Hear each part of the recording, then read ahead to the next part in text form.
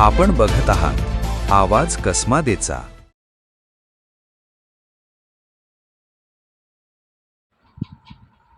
बागलाण तालुक्यातील अजमेर चौंदाणे ब्राह्मणगाव रोडवरील साईबाबा ट्रस्ट मंदिरात अज्ञात चोरट्यांनी मध्यरात्रीच्या सुमारास धाडसी चोरी करत दानपेटी फोडून त्यातील रक्कम लंपास केल्याची घटना उघडकीस आली आहे। या घटनेमुळे परिसरात खळबळ उडाली असून भाविकांमध्ये संताप व्यक्त केला जातोय। मिळालेल्या माहितीनुसार मंदिर परिसरात रात्रीच्या वेळी 2 अज्ञात चोरटे शिरले।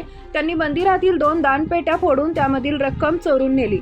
संपूर्ण घटना मंदिरातील सीसीटीव्ही कॅमेऱ्यात कैद झाली असून फुटेजमध्ये 2 संशयित स्पष्ट दिसत असल्याचं सांगितलं जात आहे।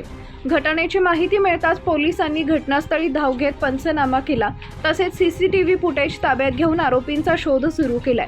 परिसरातील नागरिकांकडूनही संशयितांविषयी माहिती गोळा करण्यात येते।